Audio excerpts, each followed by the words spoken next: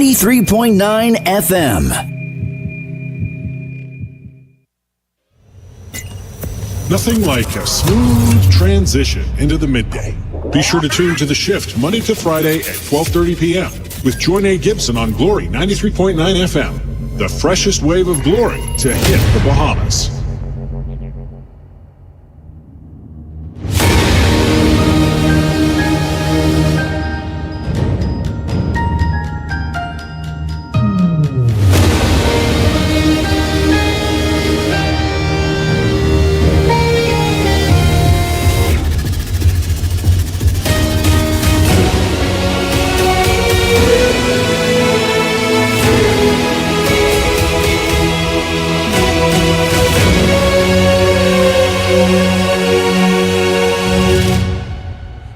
It's an amazing day here at Glory 93.9 FM. It's 12:30, so you know exactly what that means. You are tuned in and, of course, always locked and loaded on The Shift with yours truly. I'm so excited to be in your company today. Man, listen, every time I feel like I have my camera right off air, when we come on air, it's just something that stresses me out. Mr. Producer, do I look all right to you? All right, thank you.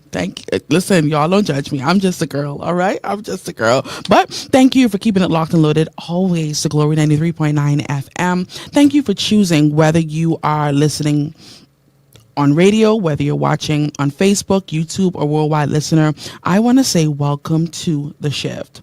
I'm going to start by saying this.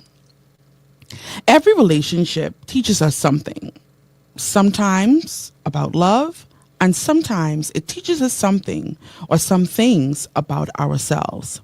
I want you to think about it for just a moment and just really picture this. Have you ever been in a relationship where, you wanted it to work? You were doing everything just to make it work, but it just was something you didn't know how to make it better, so to speak. Maybe you found yourself asking questions like, why do we keep having the same arguments? Why do we keep having the same problems? Why do I keep starting relationships so good and they're ending so painfully? The truth of the matter is, relationships can be one of the most beautiful parts of life. I promise you. But they can also be some of the most challenging parts of life. Studies have shown that communication struggles, unresolved emotional patterns, and unmet expectations are among the biggest reasons relationships break down. You know what that is? And many times people aren't lacking love. They're not lacking quote unquote intimacy, but they are lacking the tools that make love work. Even from a biblical perspective, in Genesis 2:18, God says, it's not good for man to be alone.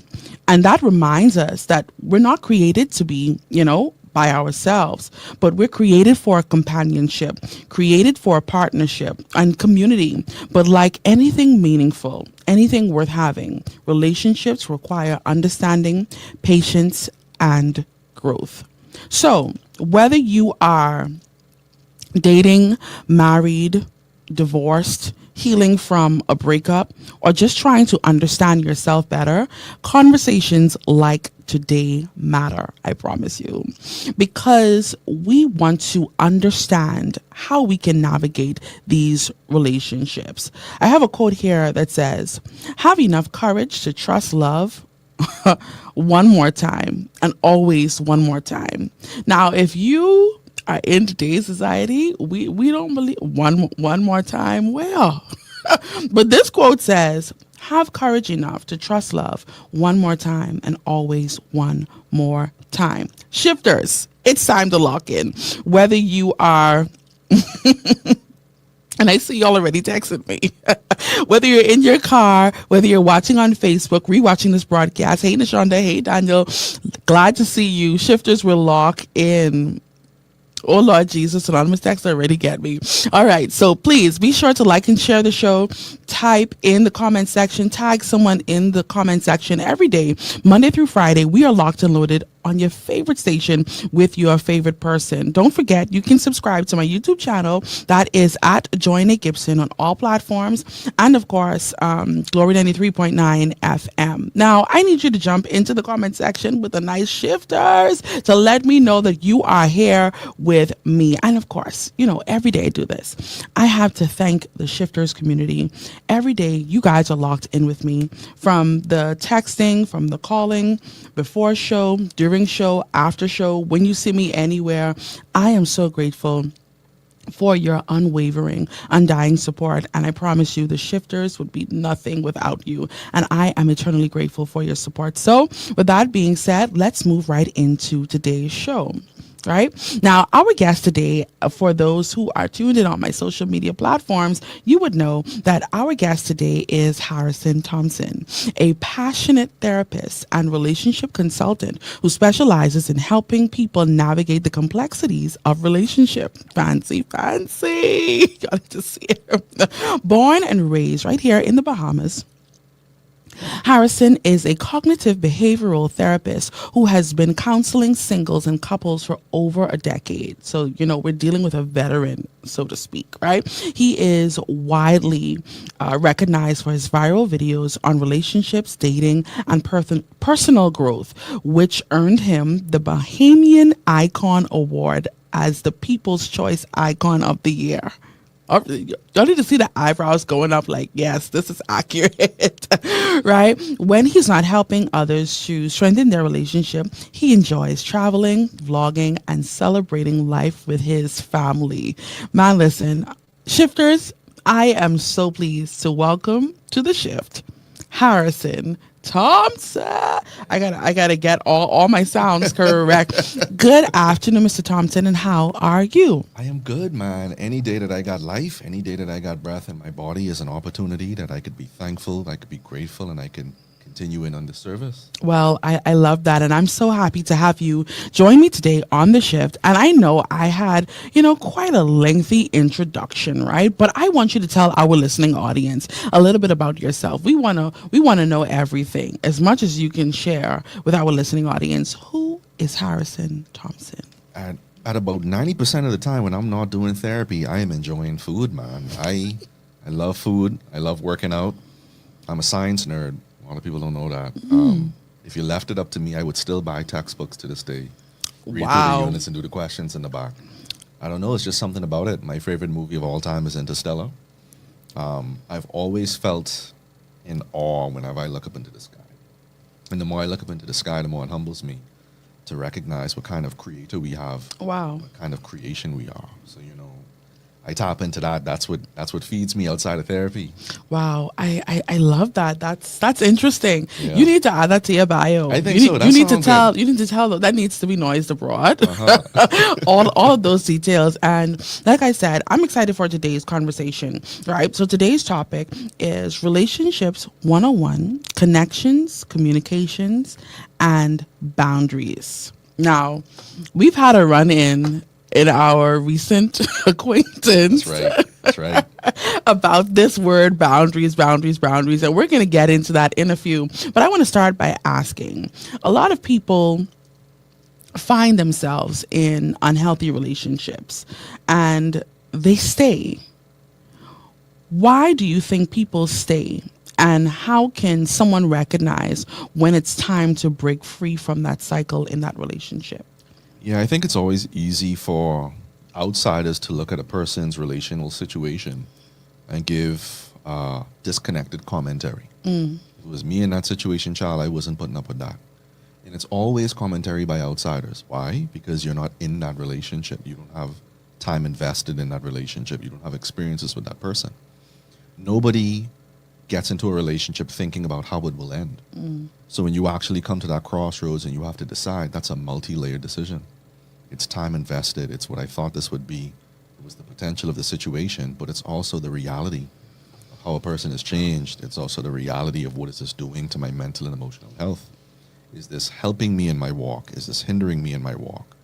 And it's not always easy for people to isolate themselves from society enough to understand what I need to be doing in a given situation. And so I've learned to give grace to people. It's easy to just look at a person's situation and say, what would I do if that was me? But you got to understand it isn't you. It's a whole other person with a Right. whole other set of experiences, with a whole other set of, family brought up. See, and it's like, it's never a simple thing to just tell a person to leave.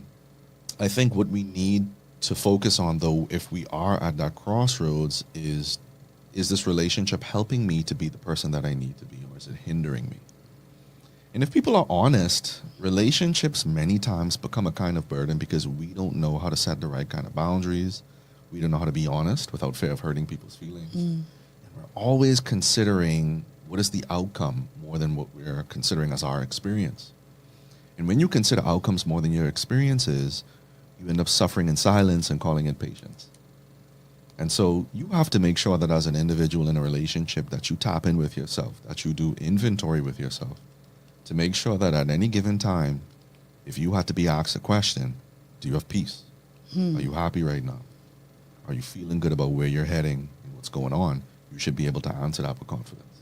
Wow, you said something, and I had to write that down. Considering the outcome more than the experience, what role does our upbringing even play in that decision making? Whether we're accustomed to think about the outcome rather than how we are feeling or what we're experiencing in that moment.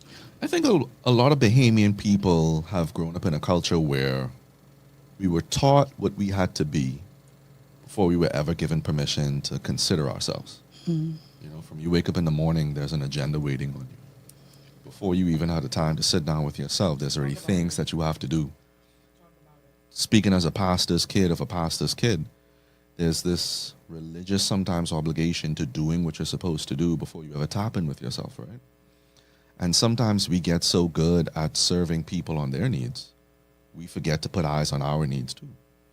And I feel like that becomes a conundrum for people in relationships because we're so good at serving the need of others, but we're not so equipped to serve the need within ourselves.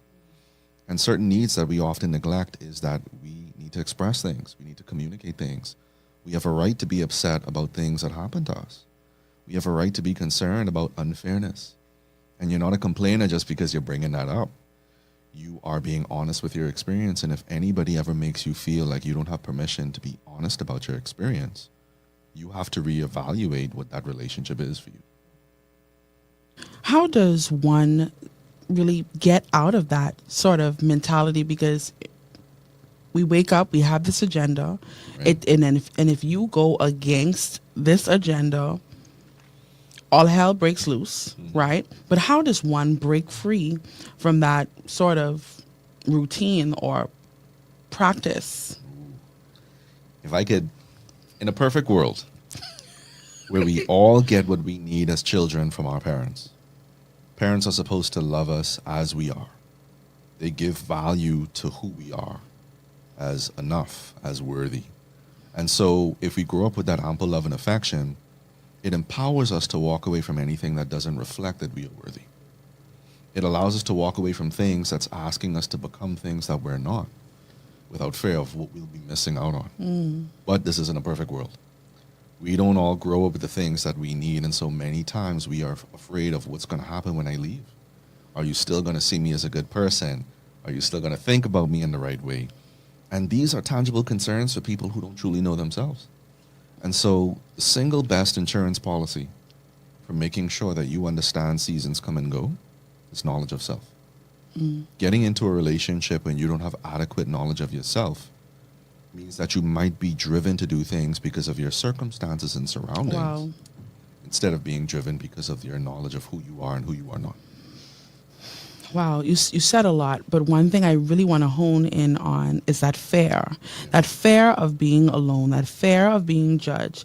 How dangerous, if I could describe it that way, is fear in relationships and from all aspects. I'm thinking friendship, I'm thinking marriage, I'm thinking, even in the community. How much does fear play a role in people remaining in circumstances or relationships that are not good for them? Yeah, I think it's a very human thing to want to fit in. And you look at the degrees in which people will do things and say things and become things just to be a part. of the community, right? From little boys who want to be a part of a community and get exploited by gangs in their particular Wow. environments, to people who are longing for love and being exploited by a boyfriend or a girlfriend, having to qualify for things based on what you do for me, how you make me feel. Human beings have demonstrated that for the sake of fitting in, for the sake of being a part of a community, I am willing to do what is necessary to join. Whether it's a Greek lettered organization and having to go through a process, or it's trying out for a football team and seeing if your name makes the list, submitting your request to be a part of the praise team. It's like we want to fit in, we want to be a part of things. And so we can't ever minimize that human drive to want to be a part of things. It's a reflection of how we are created as social creatures. And anybody who tries to convince themselves that they don't need people, they don't need community, you're kind of lying to yourself, man, you know? So it's a very real fear. And when we get pushed away from that, you feel the friction of no longer having connection. We call it ostracizing. We call it being left out. It feels terrible when you're the person who's not invited, when you're the person left out of the WhatsApp group chat, when everybody else got asked a question, but they assumed, oh, well, you never come, so we ain't going to ask you anyway. Wow. Those micro rejections, that hurts. And we would do a lot of stuff to avoid that. You're saying so much, right? But I want to piggyback. We talked about the fear of being alone, and we talked about how, childhood experiences, or how if we were in a perfect quote unquote world. I want to pivot a bit. And what advice would you give to parents to foster environments for their children to discover themselves, or to be okay with, not wanting or not having to be a part, quote unquote, or just being accepted, or even just going on what they believe or what they feel deep within? What advice would you give to parents in that regard? Parents don't get to choose the type of child that they have. Parents have to be willing to become the parent the child needs. So you think about how we idealize and romanticize the idea of having kids. Everybody wants a little me. And they start imagining, them following in their footsteps, the temperament of their child being a certain way. Oh, wow. That's And good. that child doesn't come out like how we want them to come out. Oh, what the spirit is on my child. Oh, what wrong? We got to bind the spirit up. We got to bind the Get the spirit oil. up of Get the introversion. And it's like deciding that you want to have kids is all you have authority over. Jesus. That pool of what kind of child you may potentially have ranges from autism, Down syndrome, metabolic issues, down to the behavioral issues, down to the things we can't see, like predisposition to Jesus. alcoholism, predispositions to unforgiveness. So just saying that you want to have a child, first off, is recognizing that as a parent, we have to be flexible enough. We have to be hungry for the right kind of information to become what our child needs. And sometimes what your child needs requires you to become someone you're not always wanting to become, right? So that's the first thing. The second thing is we have to create a space and environment where our children see that they don't have to qualify for love. Oh, man. A lot of parents withhold love until their child becomes what the parent wants the child to be. You're saying something. Oh, So- man. And that kind of conditional love makes this child feel like, boy, if I had to fight for this in my home from the people who gave me life, what more will the world want from me? And so parents can't ever take for granted or minimize the role that they play in the overall mental health, emotional health, and relational health of their children.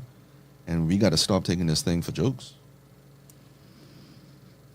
Wow. I couldn't agree more. I want to really unpack because when I think about, as a parent, having to change, I'm going to use change for lack of a better word, change who I am to become this parent for my child just based on what he or she needs.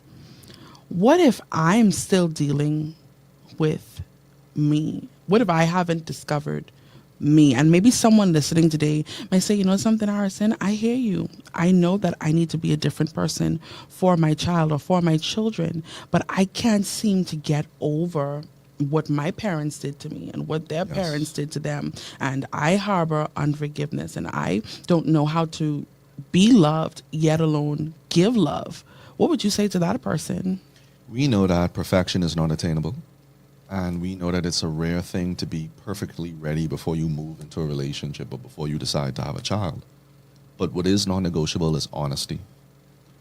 If you're not at a place where you want to be, you have to be honest about where you are so you can be accountable to what you have to do. Okay? So it's okay if you didn't come from a loving home, but you got to be honest about that so you can be accountable to the things you have to do. Agreed. To number one, break that generational curse. And number two, to create a different experience for your child that you didn't have. And for some people, that's forever going to be a disciplinary thing. Like a lot of people wait for the feeling to show up, but it just never shows up. And so for some parents, that's purely a disciplinary thing. For others, we like to hope that we have dormant maternal energies or dormant paternal energies that'll just activate when the child arrives. That's what we've been told. But after year 1, year 2, year 3, you realize, boy, it ain't showing up. It's not kicking in. Like this parenthood is fighting with my singlehood. And I want to bag. And I looking at the formula this child needs. And I looking at the trips I want to go on.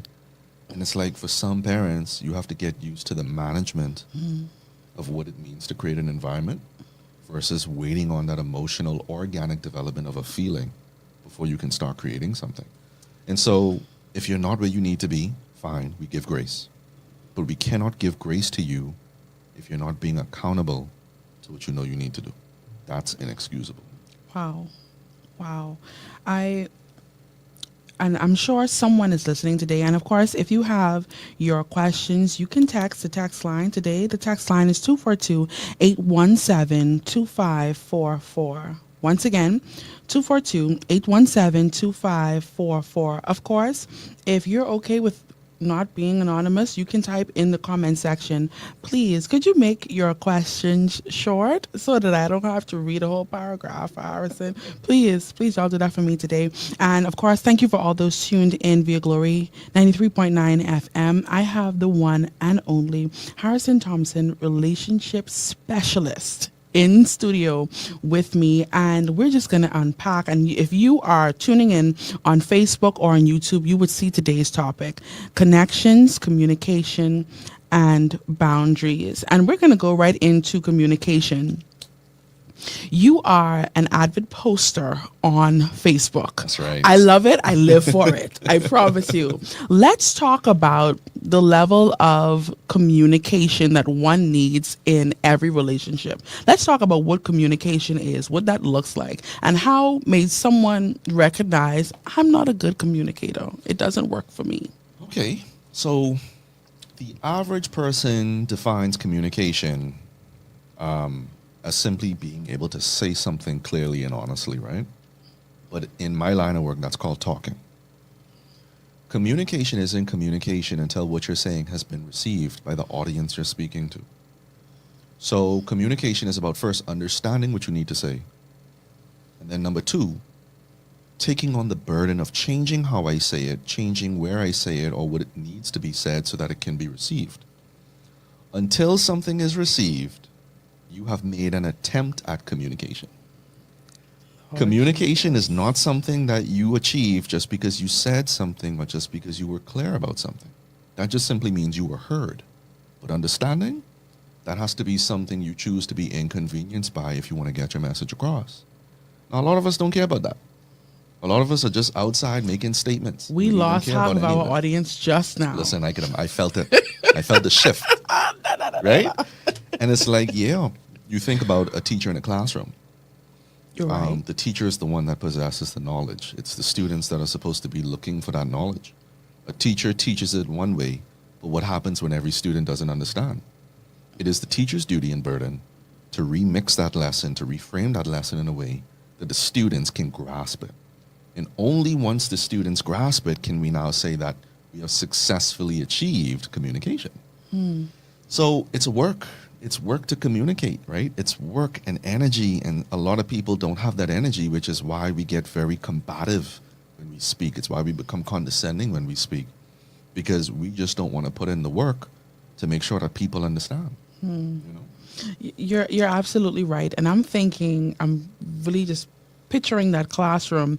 If I have a classroom of, let's say, 20, 25 students, Yeah. and 21 of them understood what I said clearly, we tend to take on the thought process of, well, majority got it, so I don't need to really go after the four or go after the few that didn't get it. What about that person that says, well, this is just the way that I speak. This is just the way that I communicate. You don't, everyone else understands it, but you don't. And that quote unquote mentality affects friendships. It affects marriages. It affects homes. It affects communities. Might I say the world? What would you say to that person? Because, you know, I'm thinking about or visualizing really your analogy, but second nature says, listen, if majority got it, I did it. Yeah. You know, as you're saying that, I'm visualizing in my mind, if 21 out of 25 students get it, what wrong with y'all said? The disposition is not to shift into how can I help you get it. The disposition is to shift into, well, what's wrong with you because everybody else got it.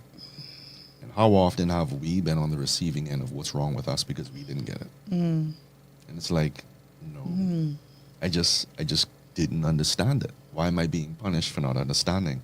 And so to give grace to that kind of situation, I like to say that there's no such thing as a simple problem between two people. Even if you think it's simple, like 1 + 1 is 2, or the difference between day and night is the sun being up versus the sun being down, the more simple we think things are, the more likely we are to engage in condescension when people don't get it. Ooh. So to preempt that, to get ahead of that problem, we have to understand that there's no such thing as simplicity. And what that will reveal in a person if they do that is their biases.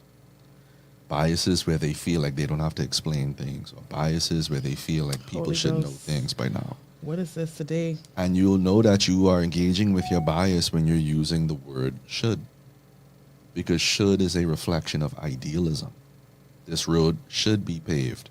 You should have gotten this by now. Heavy on the road should be paved. Holy Listen, Ghost. You understand it, girl?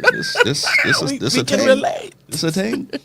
And so we see that communication is multifaceted, and for that reason, it takes a Indeed lot it of is. energy. And if people are not listening, it does not make sense to communicate. It costs that much energy that you can't waste it on deaf ears. So you also have to be discerning to who you really decide to communicate to. You have to understand the environment you're in. Some people have already made decisions to close the door on what they're hearing. That's And true. you got to understand those doors only open from the inside. They don't open from the outside. They don't open because of your convincing. They don't open because of your clarity. They open because people are willing to hear. Wow. And so, in a relationship sense, we have to always kind of nurture that spirit of being willing to hear. Even when we don't agree, I have to be willing to listen. Even if I can't see what you see, I have to be willing to receive your experience as legit and valid to prime the environment for communication to take place in. I think that would require a lot of maturity, and Yeah, it's hard. it's hard because I'm thinking generally the average person, they're not gonna go through quote unquote all of that stress. Oh, no. Lord Anonymous text, Lord Jesus for the sister. they love it, but the average is we're not going through all of that. Yeah. It sounds tedious, especially if we look at the breakdown in friendships, the breakdown in marriages, the breakdown in church. It all boils down to communication. And when we lack that maturity, when we lack that discernment, when we lack that grace, when we lack those attributes, it costs something. Yeah. Okay, we're going somewhere with this. Let's talk boundaries, right? Get it? Right? Now, why are boundaries? If y'all know the story with me and boundaries with Mr. Thompson, y'all would understand exactly why I'm smiling for this because we went in the other day on this same topic, boundaries. So let's talk boundaries. Yes. Why are boundaries so important in relationships, and how can someone set them without feeling guilty? Yes. Boundaries are so important for no other reason than because we are different. If we were all born of the same mentality, with the same predispositions, the same outlooks on life, we wouldn't need boundaries because everybody thinks the same, everybody feels the same. So, to make sure that relationships honor our differences, we have to have boundaries and understanding that we have different capacities, that we have different viewpoints of the world, that we have different tolerances for things, that we have different strengths. And it's not those differences that's the problem.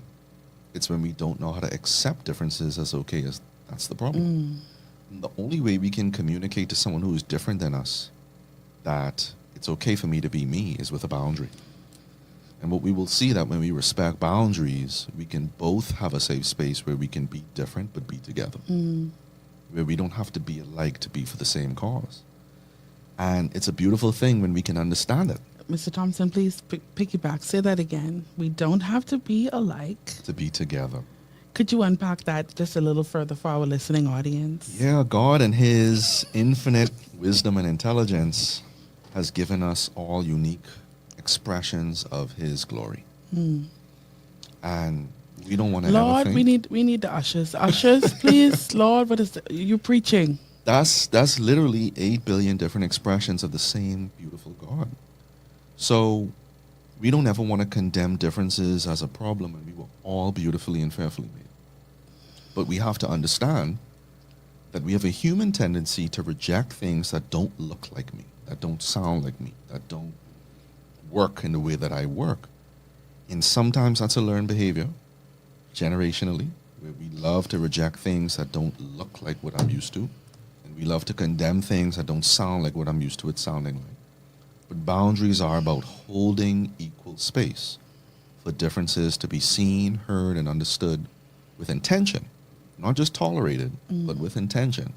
So that we can see that we are all valuable here, even when we don't agree. And you need that if you want to get along with someone who's different than you.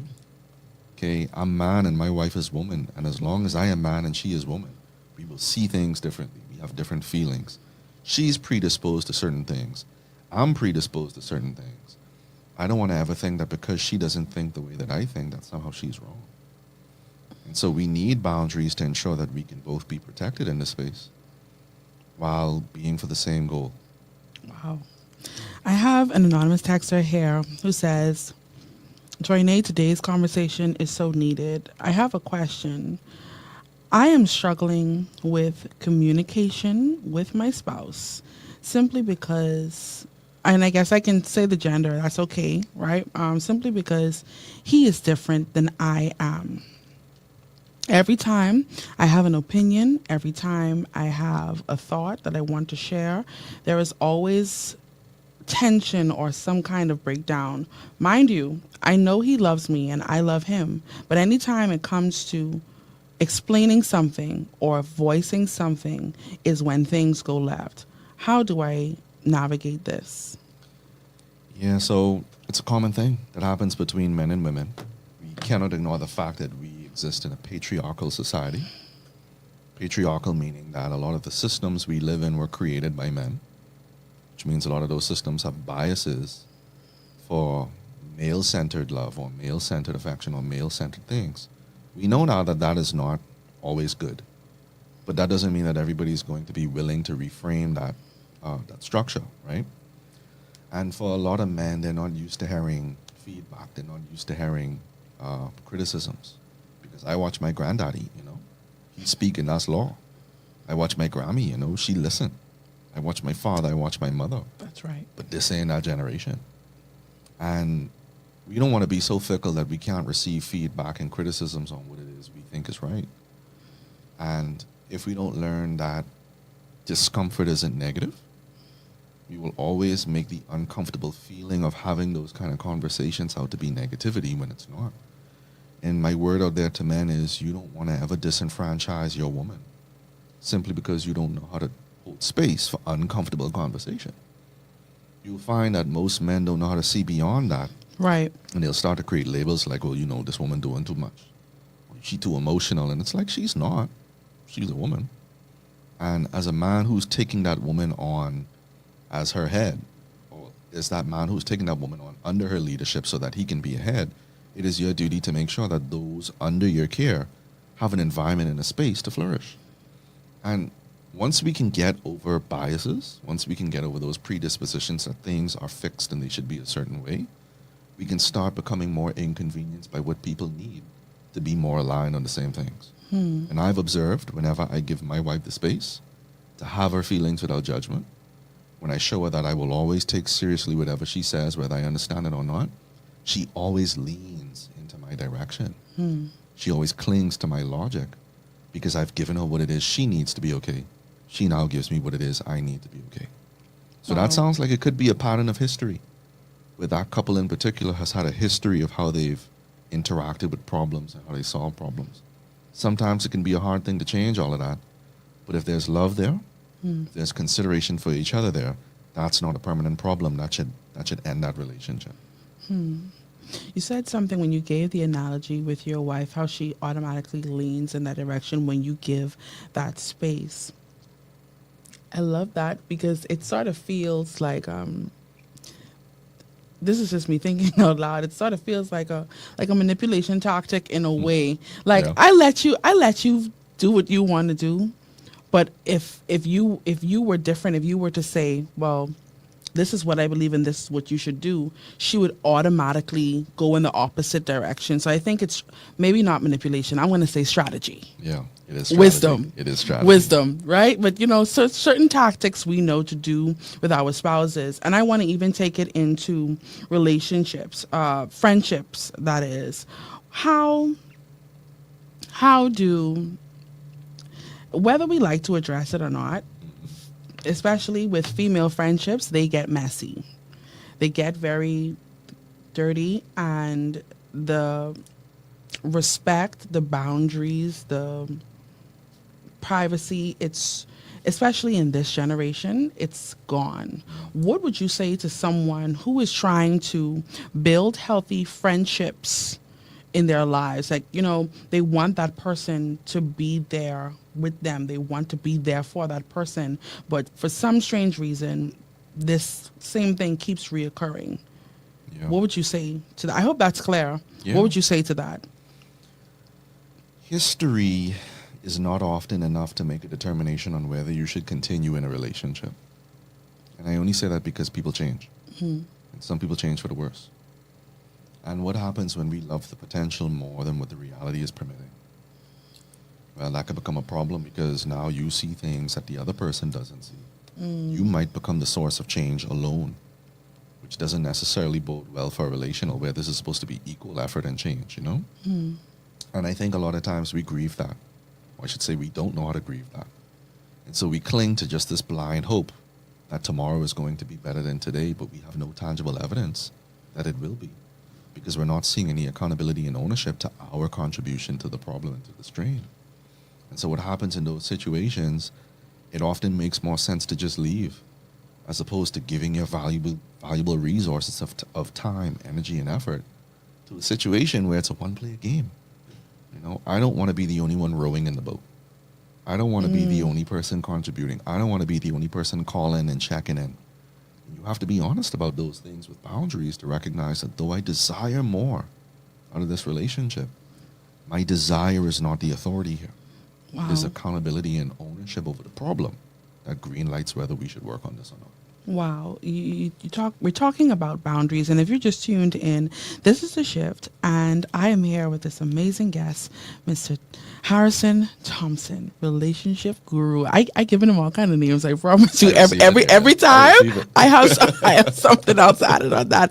But if you have a question, a comment, or a concern, I want you to text the text line today. It's 242-817-2544. Now I see most of you just commenting, and I see your text. So of course, when you send a question, I will get to it as soon as possible. Now, we're talking about boundaries. We're talking about connections. But But let's deal with the elephant in the room. Most relationships, and you can correct me if I'm wrong, but most relationships, where, in every area, I can say almost every area, deals with a level of unforgiveness, right? Yeah. And I stand to be corrected, but just based on, my limited observation, right? Most persons, or okay, maybe a little less than most persons, especially, okay, I'll tell you why, especially in the church, deal with unforgiveness in relationships. How do we navigate that? What does that take for us to truly let go, move on, don't repeat the pattern, and strengthen the new relationships that come in our lives? And I want to give you an example. Let's say someone was betrayed by a friend, right? And, it's really bad. Boom, boom, boom. They cut that person off. They quote unquote set that boundary. But everyone that comes to be a friend to that person from now on gets the quote unquote bad end of the stick. Dealing with that unforgiveness, dealing with that resentment, and navigating Christianity. So we have to understand first off that forgiveness isn't necessarily a principle that works to soothe feelings. Forgiveness is a principle that is designed to preserve our soul. Now, if you make forgiveness about feelings, you'll never forgive. And the reason why you'll never forgive is because Mr. Thompson, you have to slow down. You have to slow down because say it again for the people in the back. I think someone behind us didn't catch that. Just one more time, please. Yeah, forgiveness is a principle that is designed to preserve your soul. It is not necessarily designed to soothe your feelings. And when you make forgiveness something that is supposed to soothe your feelings, you'll never want to forgive. And the reason why you'll never want to forgive is because of your memory, meaning you'll never forget. And when you remember what they've done, when it's that calendar date again, when they reach for their phone, when you are watching a movie, and you're reminded of certain things, it's hard to not feel and go through that emotionally. Now, the experience of that doesn't mean you haven't forgiven. The experience of that simply means you're a human being. And human beings need to understand that the point of forgiveness is not the point of me never feeling this again. The point of forgiveness is just my shift now in terms of how I choose to respond to what I cannot change. Now, here comes the possibility of reconciliation. Forgiveness doesn't immediately mean that I want to get back into relationship. Forgiveness doesn't mean a readiness to be back in the presence of the person who had hurt me. And a lot of times we conflate the two. We think that because I have forgiven, that means I'm ready to be lovey-dovey now. That means we're ready to be boys again or girls again, and that's not true. Reconciliation is the willingness to take a risk and seeing if there's something here that we can rebuild. That's going out again. That's investing again. That's seeing what could happen again. And not everybody is able to get to reconciliation. For some people, it's one and done. I have forgiven you, but in forgiving you, that doesn't mean that I want a relationship with you. And we have to understand that some people are wired in such a way where because of what they have endured, because of what they have experienced, there's no way they can go back to that situation and be the same again. Wow. And we got to learn to honor and respect that. This is why we have to take seriously what we have. We love to look at just these moments where I want to cheat, I want to get my need met. And we're not seeing it in the full scheme of what this could possibly mean for the bigger picture. And because we're so isolated from the bigger picture, many times we feel inclined to want to do things because all I'm seeing is my feelings and my experience. But it's a lot of recovery work to first forgive and then to reconcile. And a lot of people don't have the capacity to really see that through. We really diminish what it takes to forgive, to reconcile, and then to take a risk in choosing to believe that we can grow from that. So that's one of those things, Joinae. Oh, man. It's tough. It is tough. And, even listening to you break that down, there's so many hidden parts in there because there is that, and this is my thought process. Well, I forgive. I am not willing to go there with you again. Right. but it creates the image that I haven't forgiven. Yeah, always. It's always the people who think that if you have forgiven, you should look a certain way. You should Open be open arms. arms, right? Open Like, arms. you think about, we talked about roads earlier needing to be paved, right? You got certain popular holes and ditches that we know because we drive that route enough. If I forgot where that hole was, what kind of damage is my car going to take Oh on, my God. right? I have to remember where that hole was to avoid hitting it again.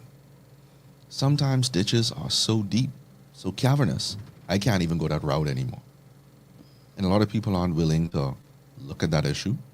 They're not willing to give resources so that issue could be fixed.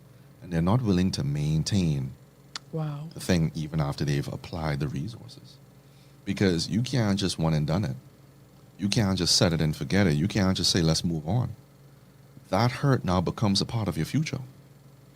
And if you don't learn to create new considerations for what that hurt has done to that person and for what you have to be to cover that hurt, moving forward is a mirage. Wow. Moving forward is a very selfish view over something that doesn't include another person who has been changed because of that hurt.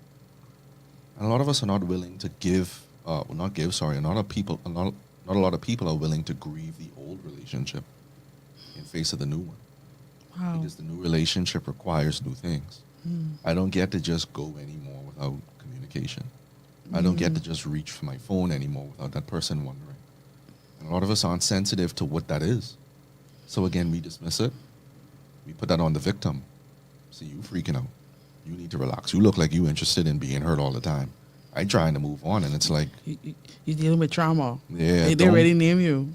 Wow. if you have hurt someone, do not be haughty in making this all about the victim. That victim lived that.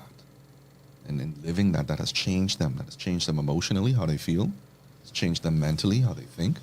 It's even changed them physically and what they go through in their body. And if you're not willing to see that full experience, you may no longer be a safe space for that person to take risk in love anymore. Wow. Do you think it's possible? Because, and I say this every time you're done, but you're saying so much, and I know we don't have enough time to unpack everything. But do you think it's possible to be hurt in an environment and healed in that same environment? Is that real? Hurt, yes. Harmed, not always the case. Help me with the difference. Yes. Hurt is just not getting our way. Okay. Hurt is when we don't get our preferences met. So I could go to buy some food and I'm anticipating that food and they tell me they ran out, I get hurt. My wife may tell me something that hurts my feelings. Harrison, your breath smell bad. That hurts. That don't mean I'm leaving my wife. Okay. Okay? I cooked a dish out of love in my heart and she tells me, baby, this ain't it. I got hurt. That doesn't mean I'm leaving my wife though. Harm is different. Harm is a violation. Harm is when we disrupt a person's ability to feel totally safe. Harm is when we disrupt a person's ability to connect with the love we say we have. So this includes verbal abuse, physical abuse, sexual abuse, gaslighting, manipulation, dealing with narcissism. All of these kind of things, these have the power to literally shift a person's disposition. And it is near impossible to go back to the very same place where I was harmed, and to thrive. Okay? And so we got to be very careful about gaslighting people and guilting people into going back into those same spaces where the trauma occurred. Because all that's going to do is cause that person to become a worse version of themselves because of, number one, what they have to perform on. I have to pretend like I'm good when I'm not, because I'm not going to get support for my truth. Number two, I'm going to be punished if I stand in my truth as being the one with the problem because I don't know how to relax and let it go. When truth be told, no one is choosing to see my trauma for what it was and for what it did to me and as to why I cannot be in the same space. So I understand that person who can't come to the family dinners anymore. I understand that person who had to leave the job. I understand that person who has had to maybe adjust their lives in a way they never had intended to because trauma took place. And we got to be so cautious about pushing people back into those environments where trauma occurred because that's never going to result in anything good for that person coming out of that. So We can heal where we were hurt, but it is impossible to heal where we were harmed.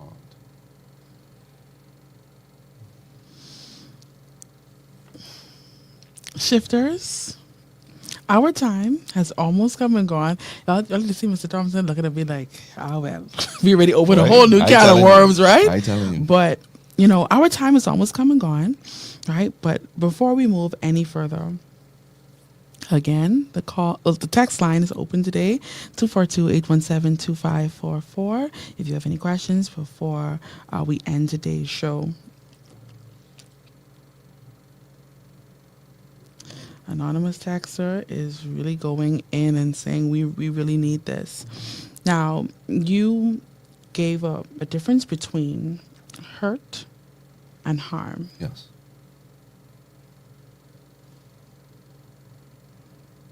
If the abuser is calling harm hurt, Yes. how does, you know, it sort of ties back into what we started today's conversation with. If we know something or a relationship or an environment is toxic, why do we stay? Yes. Right? So I'm this is a storyline that I'm really just trying to bring all together. Hurt, harm, toxic environment. The abuser is calling the harm hurt, and the victim is battling now with, well, was I really only hurt, and I'm making it out more than I'm making it more than it is? Yeah. How does one navigate those psychological mind games Yes. that narcissists or the abusers, you know, try to, I'm trying to find the words, and I hope you understand my question, but how does one navigate those psychological mind games? Yeah. It's manipulation of the highest order, and it's also the most insidious kind of manipulation, because this kind of communication many times is supported by family and culture.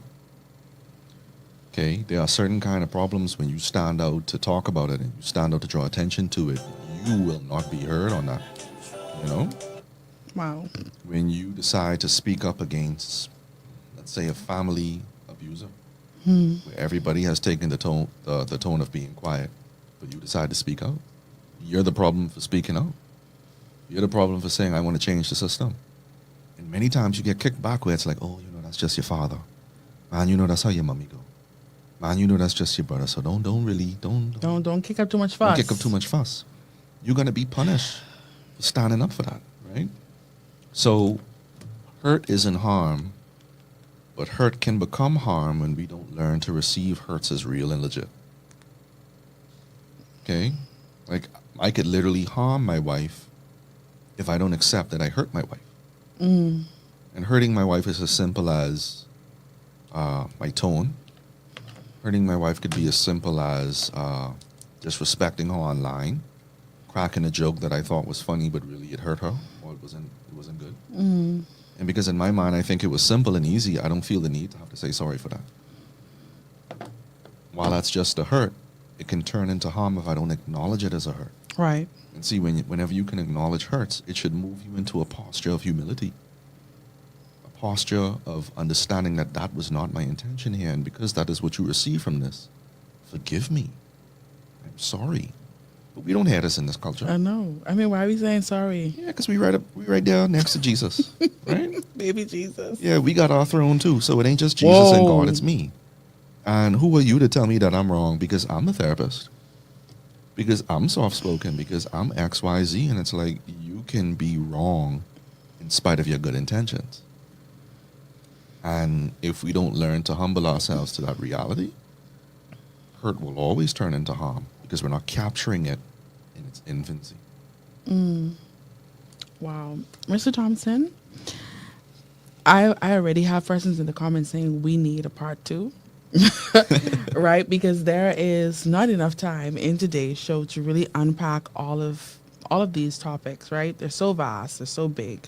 And I just want to say thank you for tuning in, or well, joining us today, rather, and to all those tuned in via Glory FM for just taking the time to share with us. I know you have a very, very, very, very, very, very, very, that's on me, very, very busy schedule. So we're going to wrap up today's show. Is there anything that you would like to leave with the Shifters community? Any word of encouragement or advice? And then we're going to close today's show. Yeah, just remember that although people smile, although people look good on the outside, although they show up, they clock in and they clock out as usual, remember that people are going through things. And you never want to be so callous to think that it's just this snapshot of life. Lives go so much deeper than just what we present to the world sometimes. And be mindful in how we speak to each other. Be mindful in how we approach one another. Be mindful in what we talk about so insensitively. Because you never know what people are going through. You never know what that person who you're so used to calling the strong one is going through. You never know what that individual who you're so used to relying on is going through. I think everybody could use a little bit more care and concern from other people. And so when you walk in, whether it's the waitress bringing you food or it's the person serving you at the counter, let's just be mindful that, yeah, we feeling and going through things, but so are them. So are they. And if we can just be mindful to that and humble to that, rising tides can raise all boats together. Ladies and gents, Shifters, you heard it from Mr. Harrison Thompson himself. Thank you for tuning into today's show. You can catch me every Monday through Friday, same time, same place, favorite station with your favorite person. Of course, to all those that tuned in on Facebook, YouTube, the Anonymous Texters, thank you so much for participating in today's show. And until next time, keep it locked and always loaded. This is Under Control by Marisha.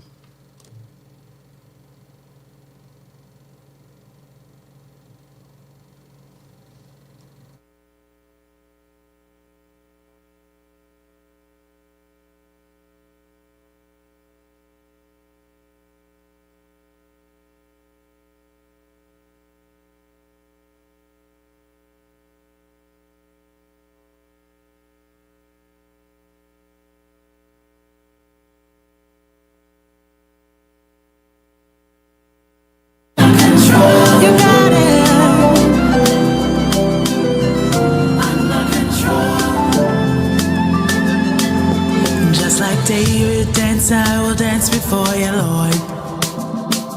Just like Daniel in the den, I will stay strong. So when trials and tribulations come, that's the time I will sing to you this song.